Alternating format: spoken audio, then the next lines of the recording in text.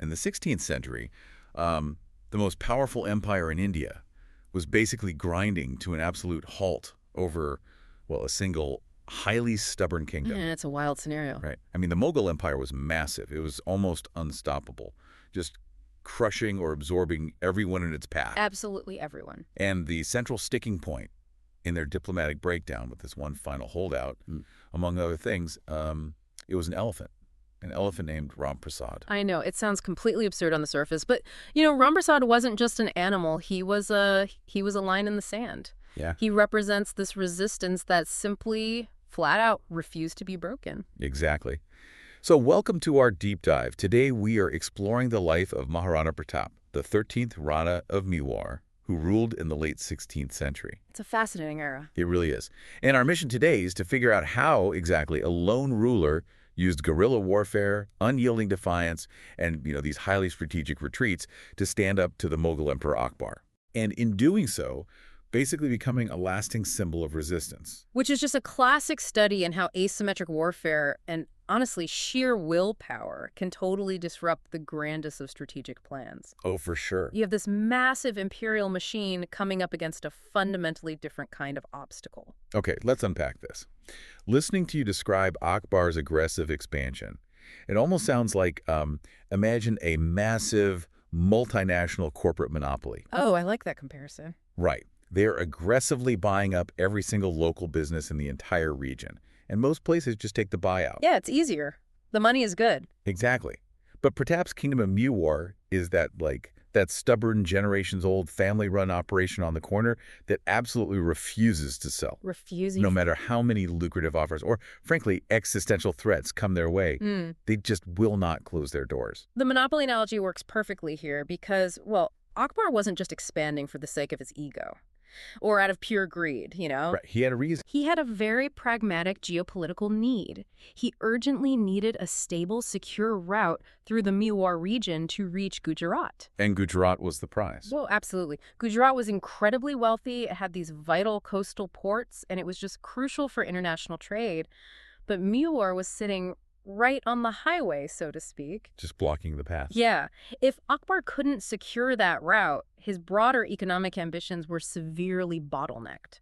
And what's fascinating here is that the dispute over Ram Prasad the elephant... A famous elephant. Right. It encapsulates this broader tension perfectly. Because Akbar kept demanding this specific elephant as a tribute, right? Like a tangible sign of submission. He did.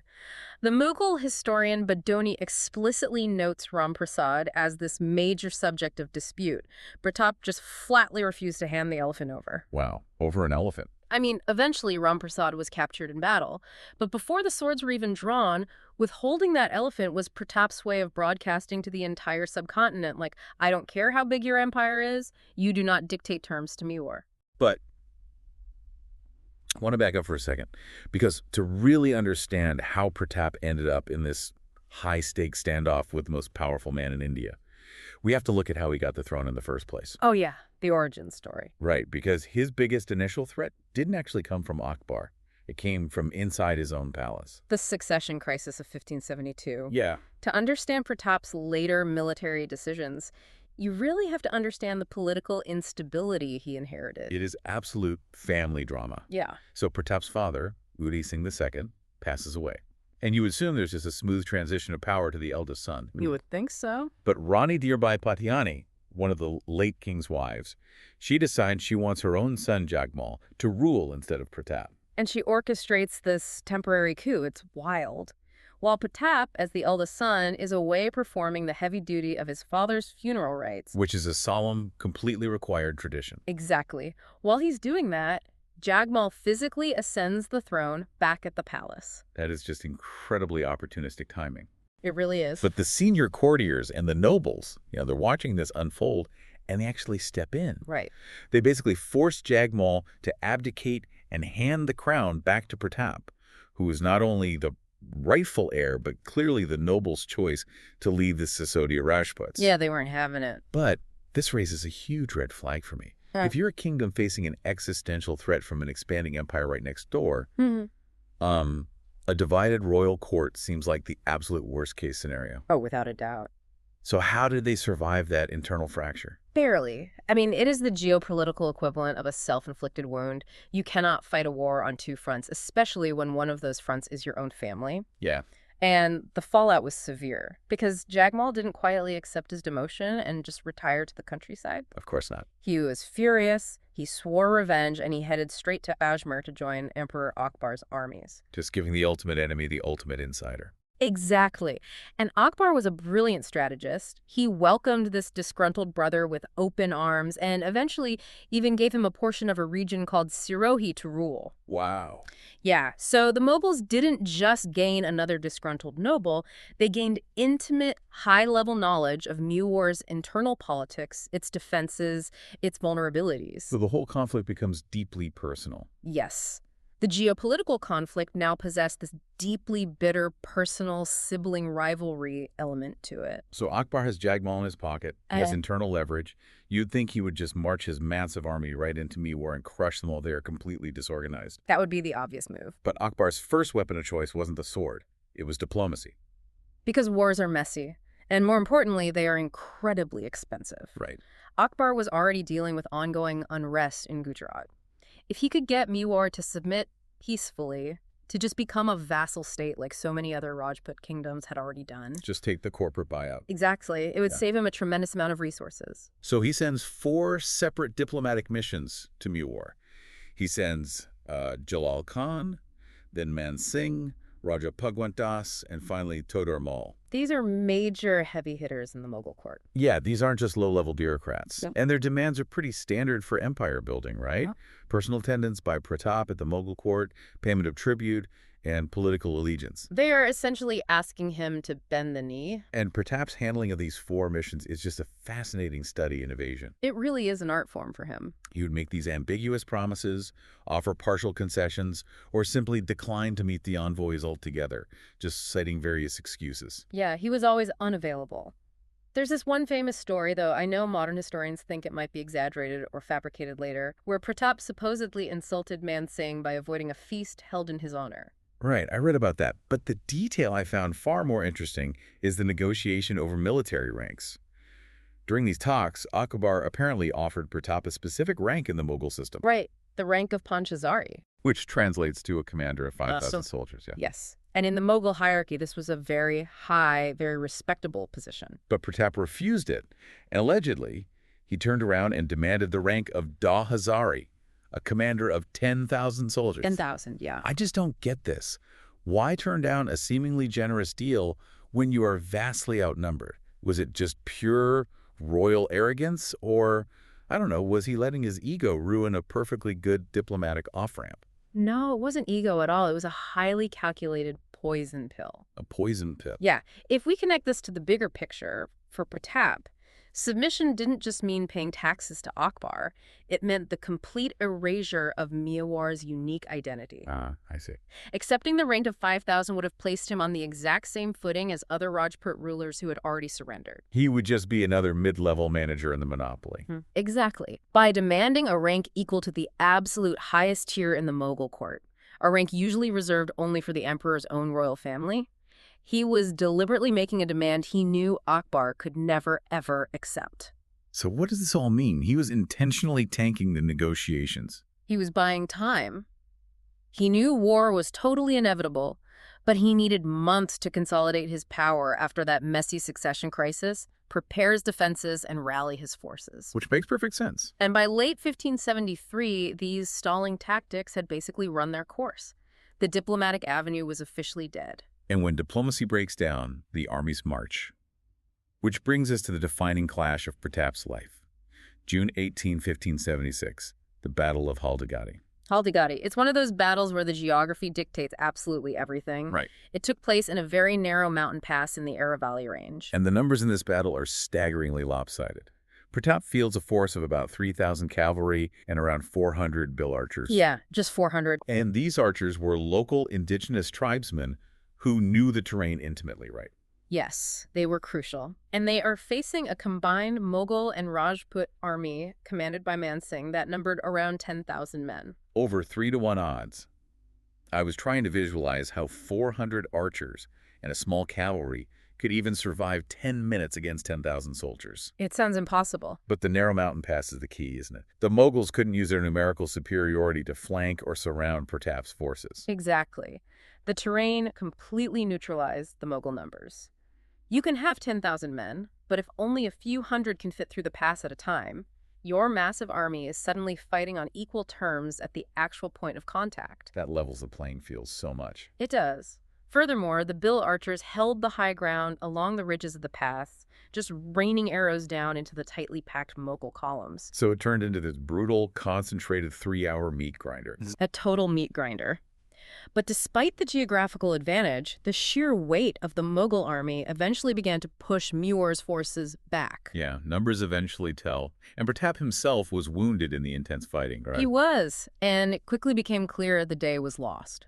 But then we see this incredible moment of tactical sacrifice. It gives you chills. As the Mughal forces were closing in on the wounded Rana, the chief of Chala, who was one of Pratap's most loyal nobles, he basically took Pratap's royal insignia. Wow. He dressed himself as the Rana and charged directly into the thickest part of the Mughal lines. Just drawing all their fire and attention onto himself. Yes, he sacrificed his own life so that the real Maharana Pratap could slip away into the hills. That is just a profound act of devotion. It is, and crucially, it ensured the survival of the Mewar leadership. Now here's where it gets really interesting.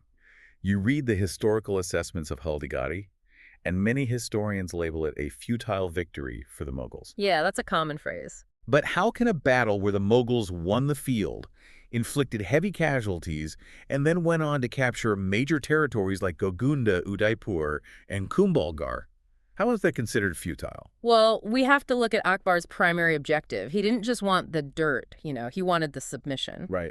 The Mughals won the geography that day, but they completely failed to kill or capture Maharana Pratap or his close family. The leadership was still intact. Exactly.